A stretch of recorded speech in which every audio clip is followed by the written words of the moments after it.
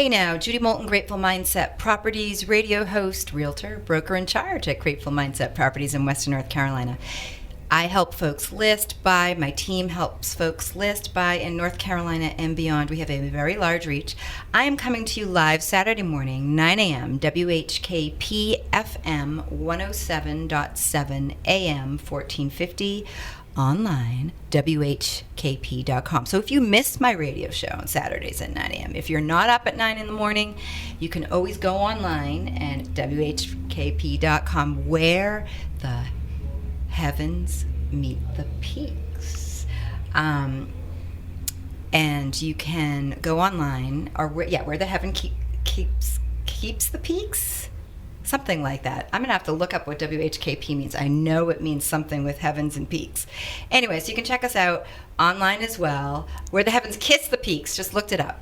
All right, so coming to you, FM 107.7 FM, AM 1450, online, WHKP.com. So a couple of things to mention today. I do have a special guest. I love to have guests. You know me and human interest. If you've heard me on the radio before, I focus on art, science with a tad of real estate, but I really try to bring in some human interest, local folks. Here, I'm coming to you from Hendersonville, North Carolina, right off of Four Seasons Boulevard. And I have Adam Duncan of Duncan Home Inspection Services. And Adam has done, I'll talk in a little bit more about Adam, but he has done some work with me here in Hendersonville, some properties, and he's going to talk about being an inspector and more, and I'll get to him in a little bit. Before we do that, I'm going to talk about real estate, local, national, because we've got to do that brief piece, don't we? And then what'll typically happen for those folks that are listening, what happens is we usually take a break somewhere in the middle, and then we come back and I talk more about some fun facts, or if Adam and I are just kind of going, full force with our talk, because I close my computer, I just sort of focus on my guest, and if we go longer than 15 minutes, that's okay too. So we'll see how it plays. All right, so a little bit about Grateful Mindset Properties, a couple things to mention. I opened Grateful Mindset Properties in 2020, my own business. I just became broker in charge last week. So this is very new. It's exciting. I also work with Greenway Construction, residential home builder. My husband and my daughter, who is working on her PhD and home for the summer here in North Carolina, is helping me with everything under the sun. So I have a few people as well as other agents. But anyways, I want to talk a little bit about that and let you know.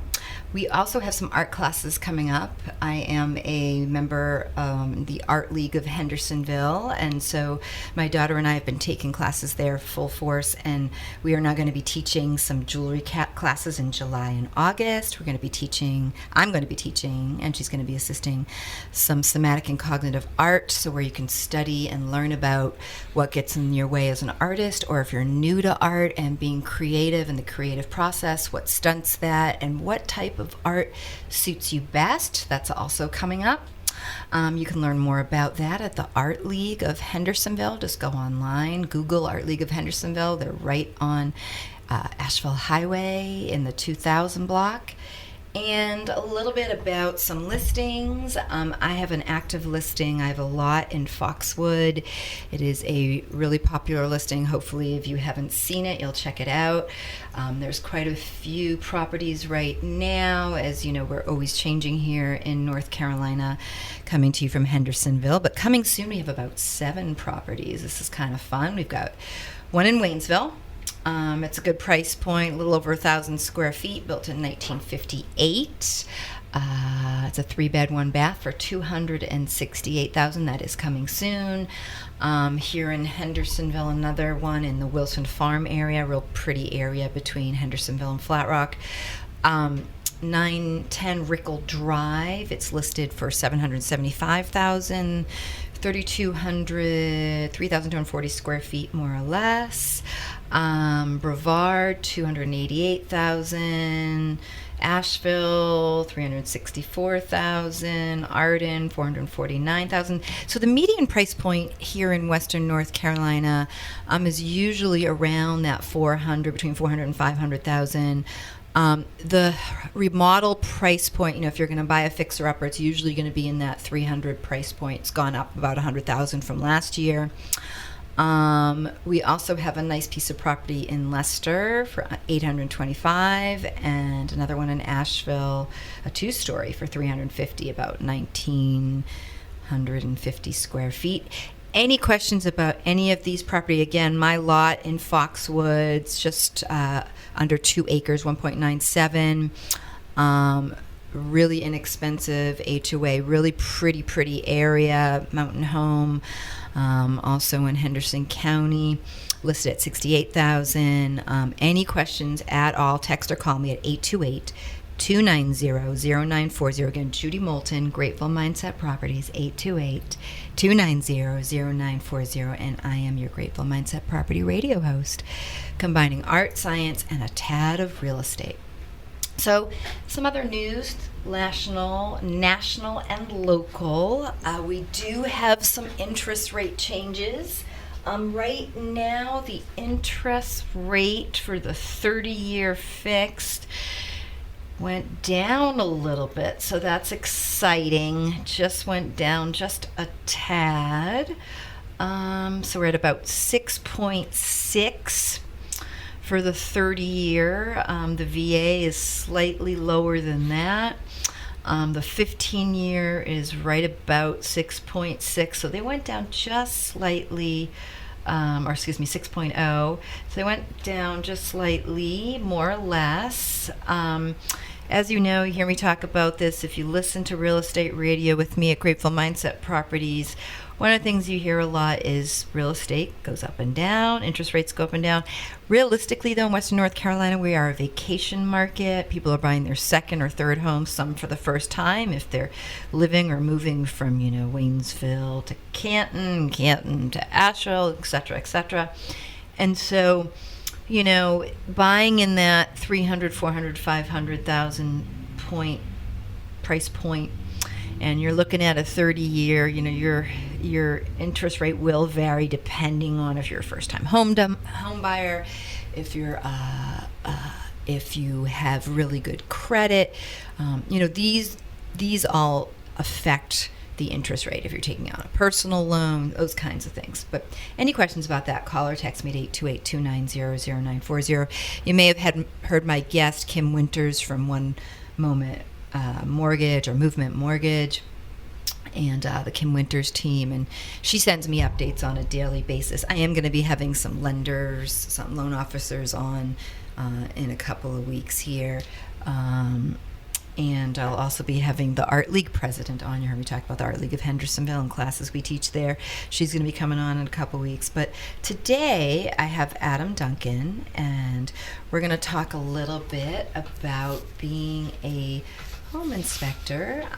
So Adam, you and I know each other from, good morning, how are you? Good morning.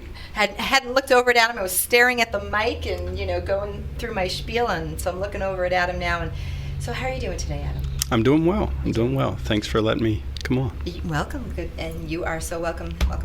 Glad to have you. So, question, you have been a home inspector for how long? 7 years. 7 years. And so Duncan... Home Inspection Services. Home Inspection Services. I got it, I've got to say it over and over again, so I get it right. Thank you for that. That has been for 7 years as well? Correct. Okay. Mm-hmm. Are you from Hendersonville? Where are you from originally? I'm from above Winston-Salem, okay. So that's where I grew up in Stokes County. So. Okay. Stokes County. Not familiar with that. Okay, so Winston-Salem. How far is that from here? It's about 3 hours or a little less. Yeah. Oh, why did I think it was further? Okay. Yeah. Okay, so about 3 hours, a little less. Mm-hmm. All right. So what brought you back this way? Or what brought you this way? Well, I got my degree at Greensboro College as it was a degree in Bachelor of Science degree, and I became a physical education teacher. So this was my first job in Hendersonville. I was an elementary PE teacher for 8 years, so that's what brought me here. I met my wife here, so I ended up staying. So because she grew up here, and we loved Hendersonville, loved the area, loved Brevard especially because she lived closer to the Brevard area. But yeah, it's been great. Been here since 2004, I think. Okay, so you own your own home in Brevard? I do not. I own it in Rutherfordton. That's where we are living at now. Oh, so. nice. Guest that I had on last week, American Electric. Yes. Okay, familiar? Mm-hmm. I had Jeremy Frady on. Okay, great. Yeah. Great company. Yep. And he lives in Rutherfordton as well. And so tell me a little bit, obviously you and I are in the same line of work. We deal with property. Mm-hmm. And home inspections have a huge effect, sometimes on the buying side or selling side, depends. It's very important. Obviously, sometimes sellers will get a pre-inspection done. Mm-hmm. There's all these different things, and they're really important. I know that I moved from Wheeling, West Virginia, and their home inspections and how they do things are different than North Carolina, so it's sort of new to me, in terms of certain things that are highlighted or really important to note. But obviously, it's your line of work. Talk to me about sort of the ups and downs, just anything you think is important to share, because consumers, they want to know about it, obviously. Well, before I got into it, I was a school teacher, and so just being educated was something that was always important to me, being a learner and those types of things. So I think that's kind of what you're doing here when you're going to purchase a home. You want to learn as much as possible about the home.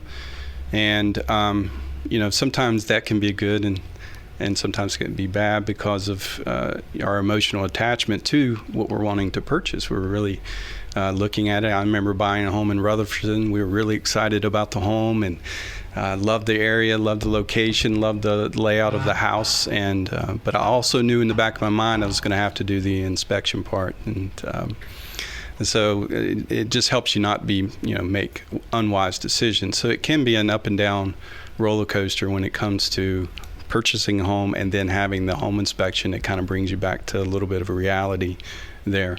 I purchased my home before I became a home inspector, my first home, and I remember the realtor saying that I needed to have a home inspection, and I was thinking, I don't need to really do that. That's one of those penny wise, pound foolish things. Right, and so I did go with the advice and was thankful for that. There was a few issues that came up.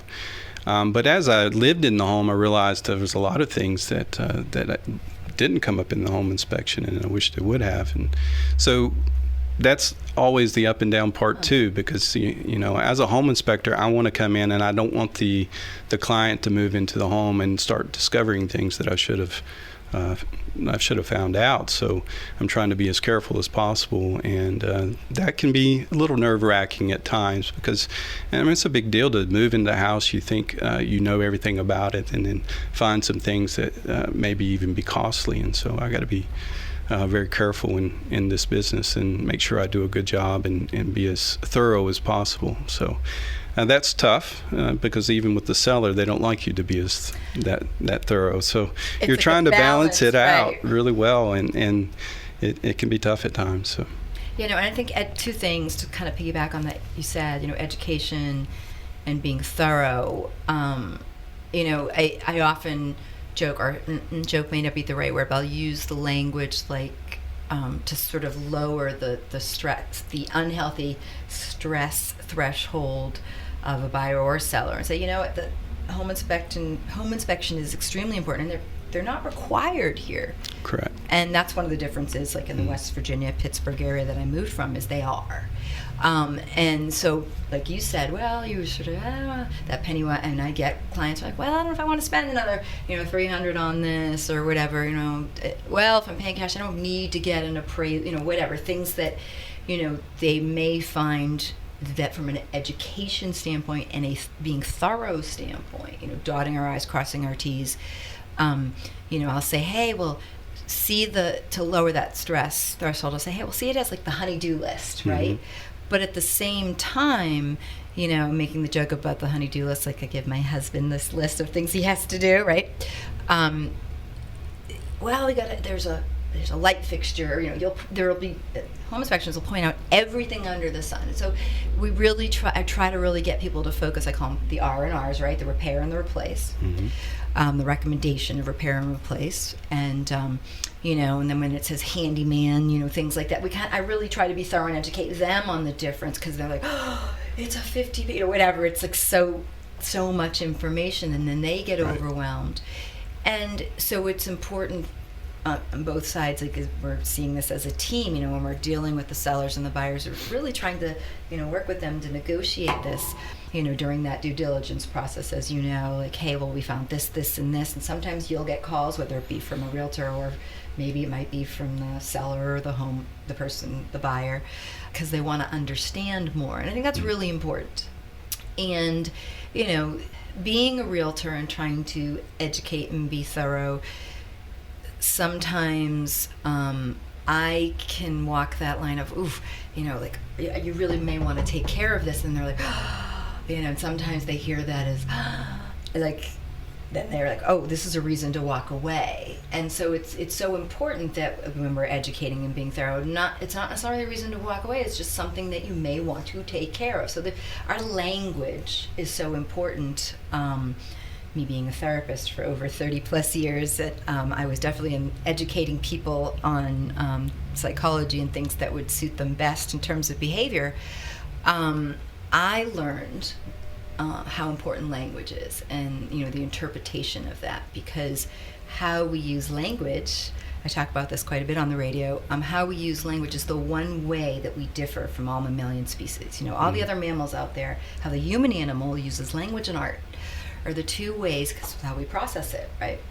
So I'm sure right, being in education and being in physical education, there's the somatic language, right, the nonverbal, and then there's the executive functioning, social cues, and cognitive and information, and how to process it and communicate it. So it's so important with inspections and home inspections, whoever you're talking to, like, really it's okay, like, you put on your home, it's okay to call me, or it's okay to, if you have a question. And sometimes I think I try to really make that clear. That's really important, to have a conversation, not just to see it and go, there's 30 pages here, or there's all these ABCs. And I don't know if you have any sort of thoughts or things to add to that. Oh, yeah. So that's why it's so important for the client to come to the home inspection, because it's so much better to have that conversation, because as opposed to just reading a report and looking at pictures. There is a certain professionalism you have to use in the report that you don't necessarily use when you're talking with people. And so it just helps kind of mellow things out when you're talking with the home inspector, and you can get the impression of what they're getting to. And I can explain it a lot more thorough, because sometimes it's hard to write all of that out to be there. The reports would be even longer if I had to write out everything that I said. So yeah, it's so important for them to be there. That's I often allow them to come and even follow me throughout the whole inspection. Yep.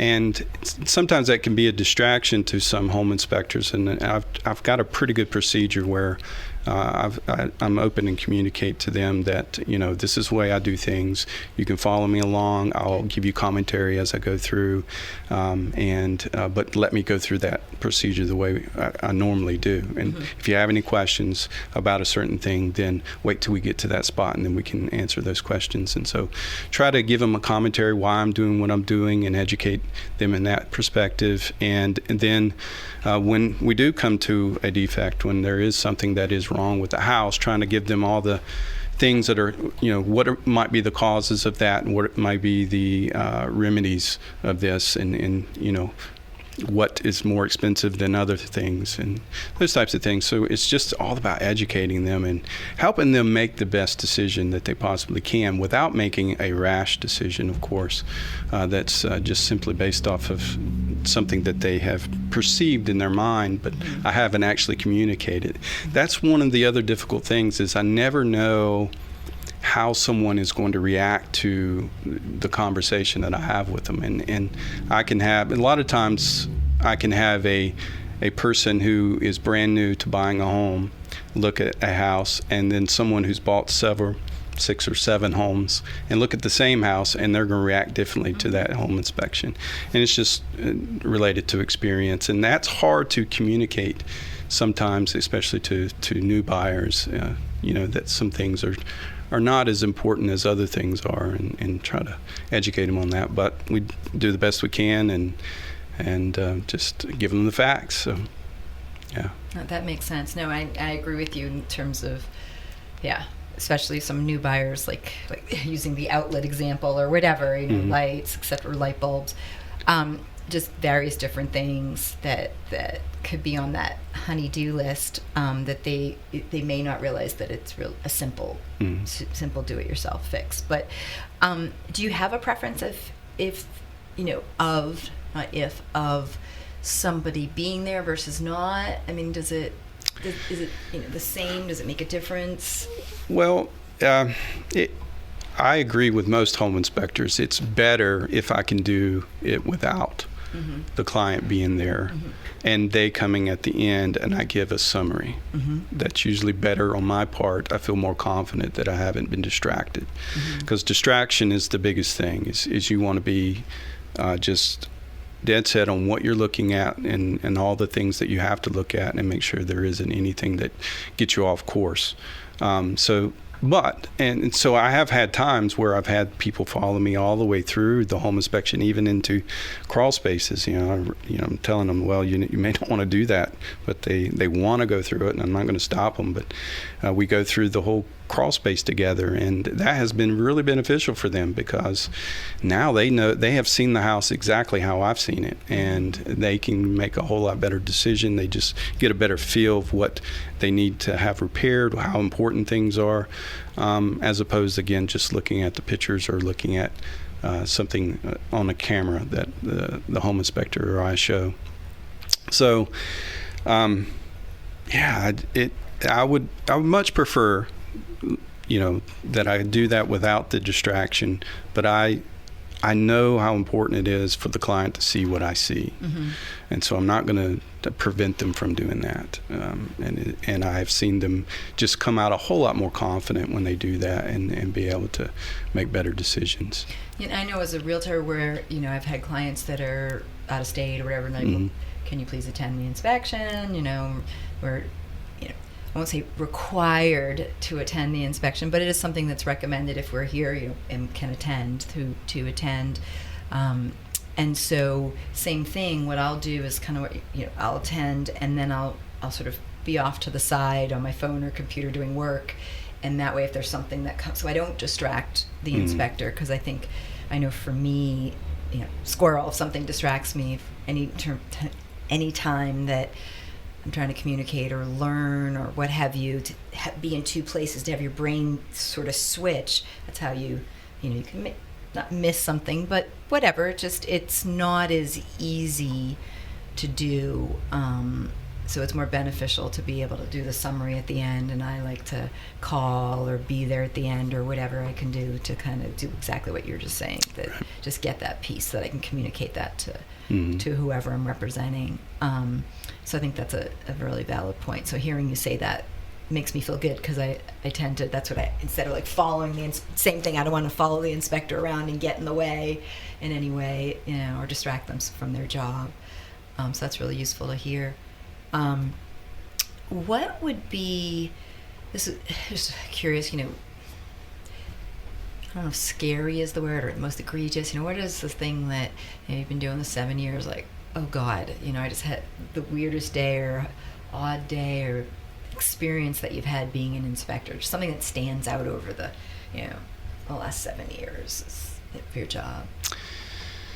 Well, there have been times when I've had callbacks, and so that's basically a person has purchased the home and moved in, and then they discover something about the home they felt that I should have discovered. And so there was one incident where it really, and what they discovered really could have been life-threatening. It was electrical panel. It was the service line that comes in and feeds the electrical panel and fits into a lug, which is just a bolt that screws and tightens the service connector in, was loose, and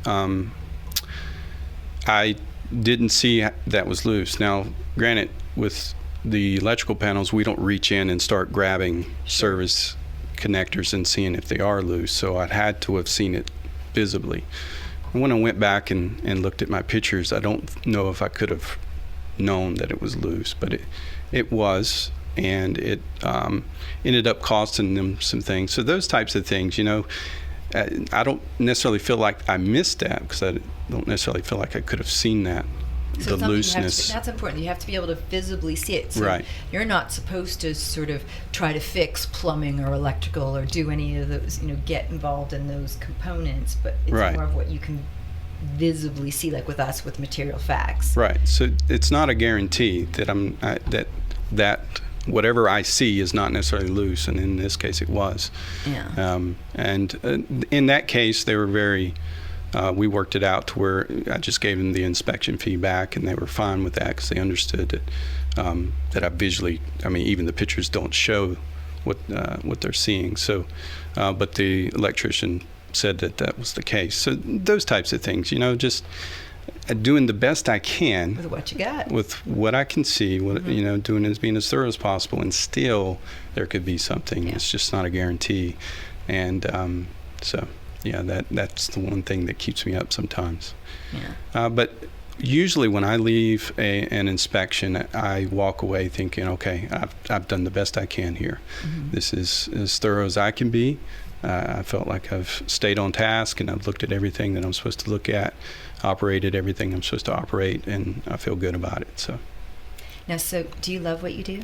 I do. Yes, I didn't. Good answer. I didn't realize. I guess how much of a detailed person I am until I got into this. So it really has educated me on just who I am. It's helped me discover a little bit more of who I am too. That's awesome. Yeah. That's awesome. I could see that. I could definitely see that. The education piece, also it being physical. So doing PE and being physical there, mm-hmm. and teaching that, and then you're definitely physical doing inspections. Oh yeah.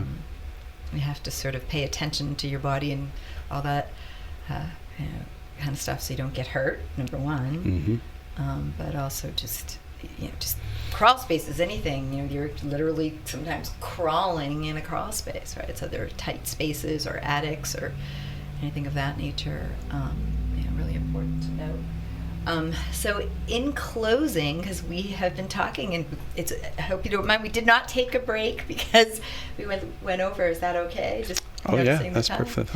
That happens because we're just chatting here. Anything you want to add, or any questions, or anything you want to tell the public before we end for today? Yeah, just I guess just let them know that Duncan Home Inspection Services, we serve pretty much all of Western North Carolina and upstate South Carolina. I'm licensed in South Carolina, and we offer home inspections for pre-sale and for clients that are wanting to purchase. We also offer radon testing, mold inspections. We work with a local company for termite inspections, and we will also work with a local lab to do well water testing. So nice, those are the services we provide, and we love what we do, and look forward to continuing to do it. And how can people reach you if they want to find you?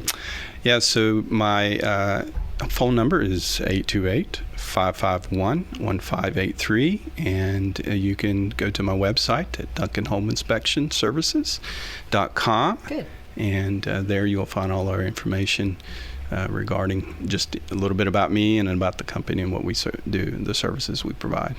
So thank you, Adam, for being on today. Adam Duncan of Duncan Home Inspection Services has been on the radio with me. Judi Moolten, Grateful Mindset Properties radio host, Saturday mornings, 9 a.m. WHKP FM 107.7 and 1450 AM, WHKP.com. If you miss us Saturday morning right now at 9 a.m., you can go online and listen to the radio show after. Thank you for listening. 828-290-0940. You can reach me directly, text or call 828-290-0940 or gratefulmindsetproperties.com, www.gratefulmindsetproperties.com. Thank you.